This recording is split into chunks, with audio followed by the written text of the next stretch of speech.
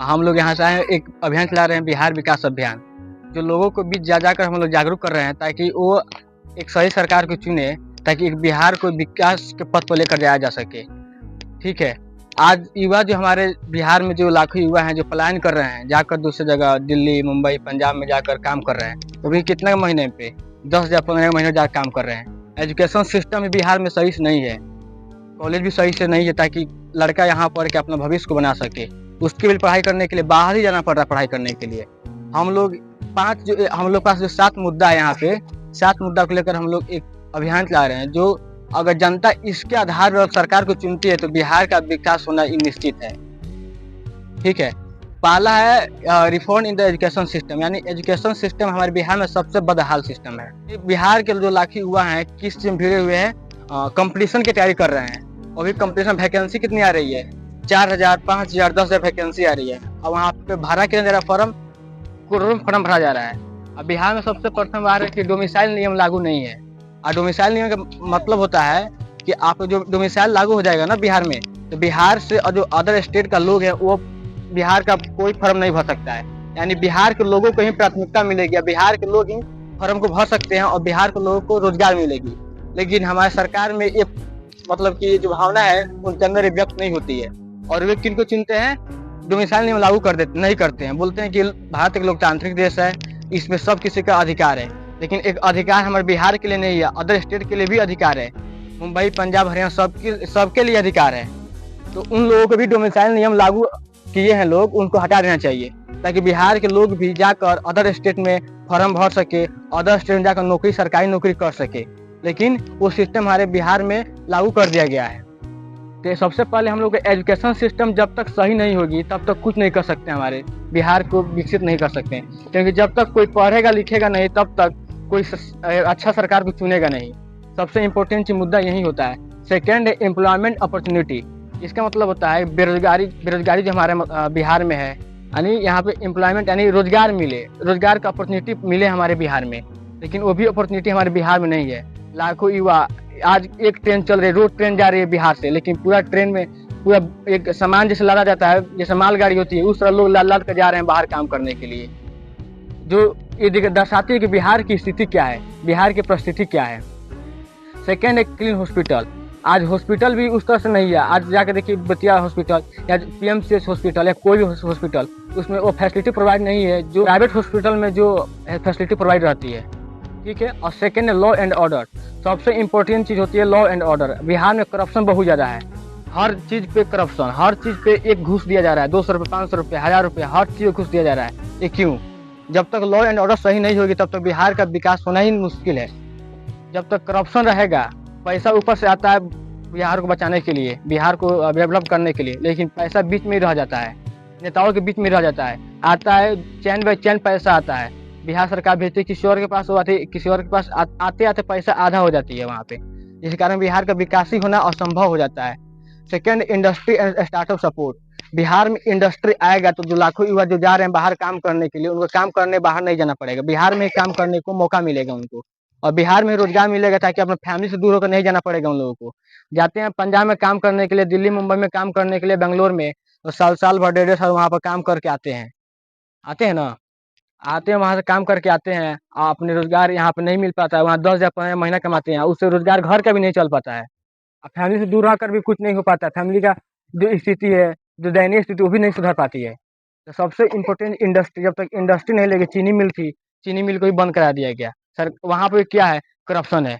जब तक सरकार को अगर कोई चीनी मिल, कोई प्राइवेट कंपनी जब तक कोई पैसा नहीं देगी तब तक सरकार लगने देती है कंपनी को बिहार में। ये स्थिति है हमारे बिहार में। सेकेंड है स्टार्टअप एंड सपोर्ट है, यानी जो लड़का, जो युवा है, जो पढ़े लिखे लोग हैं, जो चाहते हैं कि हम बिजनेस करें, हम कुछ नया आइडिया लेकर आए हैं जो हमारे एरिया में खूब चलेगी, मतलब बिजनेस करना चाहते हैं। एक बिजनेस करने से 10 लोगों को रोजगार मिलती है, एक ठीक से छोटा मोटा रोजगार भी होगा, छोटा मोटा बिजनेस भी होगा, तब भी 10 लोगों को रोजगार मिलेगा ही मिलेगा। लेकिन बिहार में वो भी सिस्टम नहीं है, क्योंकि सरकार जो है स्टार्टअप फंडिंग देती ही नहीं है सरकार युवाओं को। और सबसे इम्पोर्टेंट, सरकार अगर देती, स्टार्टअप फंड देती, अगर नहीं भी देती, अगर सिस्टम लाती है, सरकार लाती है कि हाँ, कि आप जितने भी युवा हैं जो बिजनेस करना चाहते हैं वो आए, हम उनको एक एजुकेशन प्रोवाइड करेंगे, एक गाइड प्रोवाइड करेंगे, ताकि वो अपने बिजनेस को ग्रो कर सके और सरकार उनको पैसा देगी ताकि वो अपने बिजनेस को ग्रो करे। पैसा तो हर किसी को रिटर्न करना ही पड़ता है सरकार को, या ब्याज लेकर किसी और से करे या बैंक से करे या किसी और से करे। लेकिन सरकार ज्यादा सपोर्ट करती तो युवा को एक मनोबल बढ़ता है बिजनेस करने के लिए। और बिजनेस करने से, स्टार्टअप करने से क्या होता है कि बिहार में ही रोजगार पैदा होता है, और बिहार में रोजगार पैदा होता तो जो बाहर जा रहे हैं काम करने के लिए उनको अंदर ही काम करना पड़ता है, बिहार में ही काम करना पड़ता है, घर से दूर नहीं जाना पड़ता। Second, infrastructure. जब तक रोड सही नहीं रहेगी, जब तक बढ़िया से आपको जाने आने की संभावना स्थिति सही नहीं रहेगी, आपको सही से गाड़ी नहीं मिलेगी, तब तक कोई कंपनी आएगी भी नहीं।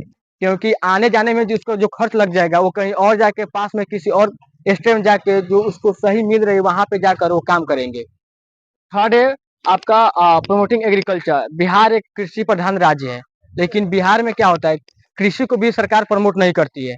आज लोग गोभी रोपते हैं खेत में, भिंडी रोपते हैं, और जब भिंडी के सीजन जब सब किसी खेत में से अब भिंडी निकलने लगेगी तो भाव गिर जाता है मार्केट में, 2 रुपया 10 रुपये हो जाता है। लेकिन अगर सरकार अगर ब्लॉक में अपने अपने ब्लॉक में क्या कर दे, ई मंडी लागू कर दे, एक मंडी होता है, ई मंडी अगर लगा देती है तो क्या होगा, भाव गिरने से पहले सरकार को उसी पुराने भाव में जाकर सरकार को दिया जा सकता है। और देने के बाद सरकार क्या कर सकती है, उसको सप्लाई किसी और जगह कर सकती है। बिहार में नहीं बेचेगी क्योंकि उसकी तो भाव गिर चुकी है, तो कहीं और उसको सप्लाई कर सकती है जहाँ पे सब्जियां नहीं है। पैसा अब सरकार को कमाना है और लोगों को भी कमाना है। जो लोग खेती करते हैं उनसे अगर सीजन आती है तो भाव इतना गिर जाता है कि खेती का दाम भी नहीं निकलता है, जितना रुपए में खेती करते हैं उस दाम भी नहीं निकलता है। सबसे इम्पोर्टेंट चीज ये होता है, अगर सरकार अगर हर ब्लॉक में ई मंडी लगा दे, कोई फसल का दाम गिर गया तो क्या करेंगे, वो ले जाकर ई मंडी बिक देंगे, सरकार के हाथ में दे देंगे पुराने ही भाव में। जो अभी भाव 2 रुपये 10 रुपये को भी हो जाएगा, और पहले 10 बिका या तो 10 रुपये भाव में सरकार को ले जाकर दे देंगे। तो क्या होगा, किसान का मनोबल बढ़ेगा, चलो सरकार है जो भाव गिरने पर उनको हम बेच दे रहे हैं, और सरकार कहीं और जाकर बेच दे रही है। लेकिन वो भी हमारे बिहार में सिस्टम नहीं है, जबकि अदर स्टेट में सब सिस्टम है, लेकिन बिहार में सिस्टम नहीं है। सेकेंड है फ्लड प्रिवेंशन, यानी कि बाढ़ के सबसे 70 से 80% जो हमारी एरिया है बिहार का ग्रसित रहती है बाढ़ के कारण। और एग्रीकल्चर करने के लोग पानी पटा रहे हैं, जाकर खेत से पानी पटा रहे हैं, बिजली बिल जो भी मोटर चला रहे हैं, जो तेल डीजल से चला रहे हैं, पटा रहे हैं पानी, खेत में सिंचाई करने के लिए दे रहे हैं। अगर वही सिस्टम अगर सरकार जापान जैसा करे, जापान एक कंट्री है, जापान में कैसा होता है, हर नदी जो है नहर के साइड से पानी डालता है, और डालने के बाद वहाँ पे क्या होता है कि एक पाइप होता है, पाइप के जरिए हर खेत में पानी को सप्लाई कर दिया जाता है, ताकि जब भी किसान को अपना खेत की फसल उगानी हो, सिंचाई करनी हो, तो वहां से वो एक रिमोट होता है, वहां पे होता है ना नलका जैसे खोलना होता है, वैसे ही खोल कर पानी अपने खेत में दे सकते हैं। तो क्या हुआ, उससे पानी हम लोग को बिजली जो डीजल पेट्रोल का दाम लगता है वो नहीं लगेगा फर्स्ट में। सेकेंड में अगर हम लोग मोटर चला रहे हैं तो बिजली बिल भी नहीं लगेगा। नहर लोग काट काट कर, बिहार के लोगों की गलती है, नहर काट कर लोग खेत में मिला मिला चुके हैं। नहर जो चौड़ा थी वो आज खेत में मिल चुका है, पूरा खेत बन चुका है।